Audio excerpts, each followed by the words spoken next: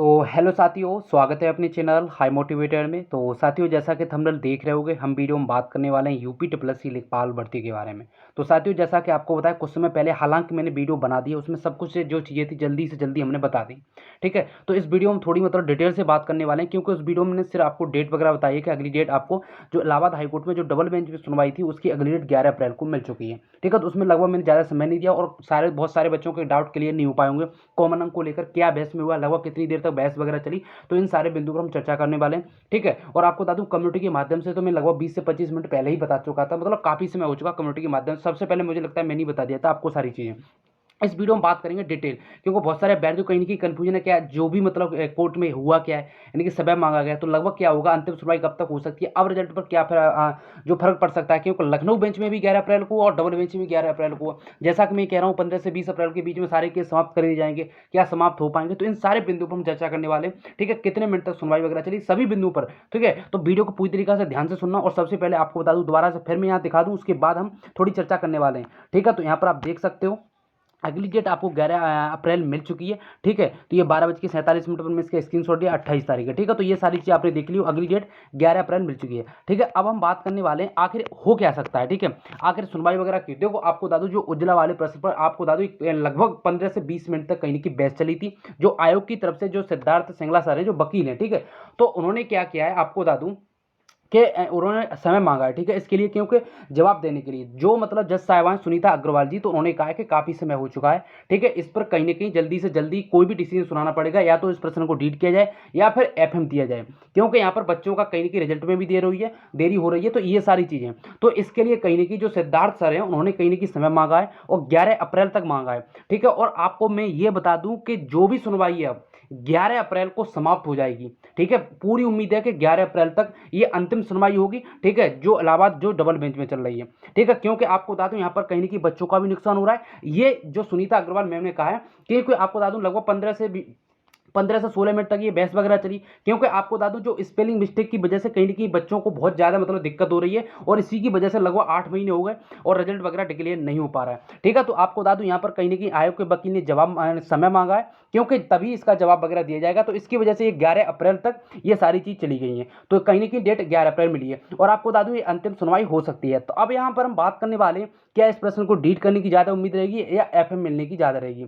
ठीक है, क्योंकि यहाँ पर जो जज साहब सुनीता अग्रवाल जी, तो उन्होंने यही कहा, या तो इस प्रश्न को डीट किया जाए या फिर एफएम दिया जाए, क्योंकि इसी प्रकार से आपको बता दूं, तो यहाँ पर अब क्या हो सकता है, क्योंकि आपको बता दूं अब जो 11 अप्रैल को और 11 अप्रैल को लखनऊ बेंच में सुनवाई है, तो आपको बता दूं यहाँ सबसे ज्यादा मोस्ट प्रोबेबली अगर चांस रहेंगे तो इस प्रश्न को कहीं ना कहीं डिलीट करने के चांस रहेंगे। मगर आपको बता दूं शायद मैं गलत भी हो सकता हूं, ठीक है, और सही भी हो सकता हूं। ठीक है, मगर आपको बता दूं या तो इस प्रश्न को कहीं ना कहीं पूरी सटीकता से कहें तो आपको बता दूं कहीं ना कहीं इस प्रश्न को डिलीट भी किया जा सकता है, और आपको बता दूं कहीं ना कहीं इस पर फुल मार्क्स भी दे सकता है, क्योंकि जिस प्रकार से सारी चीज चल रही, क्योंकि उसी प्रकार से आयोग फिर दोबारा से वही सारी चीज रखेगा, क्योंकि उन्होंने पहले भी डिसीजन रखा था सिंगल बेंच में जो चल रहा था कि इस प्रश्न को डिलीट कर दिया जाए, हम एफएम नहीं देना चाहते किसी बच्चे को। तो ये सारी चीजें अब हमें देखने को मिलेंगी। ठीक है, और आपको बता दूं अब जो कुछ भी बाधा बन रही थी आपको रिजल्ट में लेकर, क्योंकि 11 अप्रैल को सारी चीज क्लियर हो जाएंगी, और आपको बता दूं 15 से 20 अप्रैल जो मैं कह रहा हूं लगातार वीडियो के माध्यम से, कि 15 से 20 अप्रैल तक जो कुछ कोर्ट की प्रक्रिया है वो कहीं ना कहीं समाप्त कर दी जाएगी। और रिजल्ट के बारे में बता रहा था 10 मई तक ये सारी चीजें हो जाएंगी,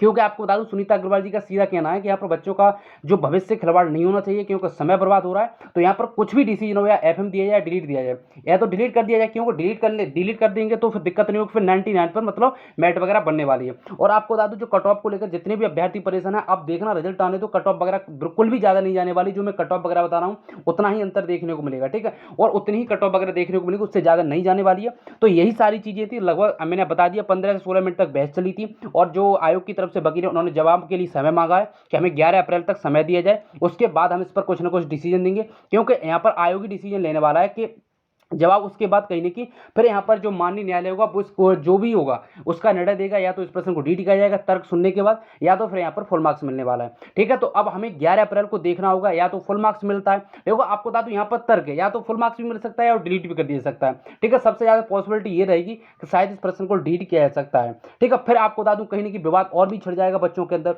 क्योंकि फिर ये NS2 वाले और बहुत सारे लखनऊ बेंच में तो बार बच्चे फिर शायद रिट वगैरह नहीं डालने, तो ये सारी मुझे लगता है दिक्कत हो सकती है आगामी समय में। यहाँ कुछ भी डिसीजन देखने को मिलता है या डिलीट किया जाता है या नन ऑफ दीज को लेकर या फिर यहाँ एफएम दिया जाता है, तो ये सारी चीज़ें दिक्कत हो सकती हैं, क्योंकि लखनऊ बेंच में भी जो विवाद चल रहा था NH2 वाले पर और सारे प्रश्न है, तो अब हमें आगे देखना होगा क्या होता है। ठीक है, मैंने सब कुछ था आपको क्लियर बता दिया आज क्या हुआ है। ठीक है, और जो कुछ भी और अपडेट होगी चैनल के माध्यम से आपको लगातार दी जाएगी, और शायद मैं कुछ भी भूल गया हूँ तो आप कमेंट में कर सकते हो, उसका मैं जवाब कमेंट में ही दे दूंगा। ठीक है, चाहे मुझसे गलती कुछ भी शायद चीज़ें हो, कोई भी पॉइंट भूल गया हूँ तो उसका मैं जवाब वगैरह दे दूंगा। और यहाँ पर देख सकते हो जो अगली डेट 11 अप्रैल है, और 11 अप्रैल को ही लखनऊ बेंच में सुनवाई होने वाली है।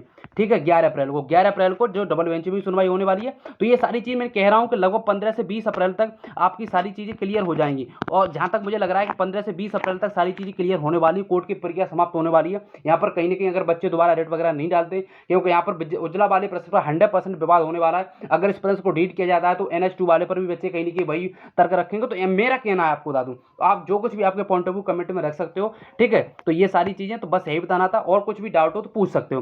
तो वीडियो को हम रखते हैं, अगर चैनल को सब्सक्राइब नहीं किया चैनल को जरूर सब्सक्राइब करें, क्योंकि इसी प्रकार से हमारे चैनल के माध्यम से ऑथेंटिक अपडेट दी जाती है। और साथ ही आपको बता दूं, आज शाम को लाइव भी आने वाला हूँ, एक लाइव सेशन किया जाएगा, क्योंकि बहुत सारे बैठू कट ऑफ को लेकर ज़्यादा प्रश्न उठते हैं। तो लगभग 7 बजे के समथिंग लाइव आऊंगा, तो चैनल को जरूर सब्सक्राइब करना। ठीक है, तो बस यही बताना था।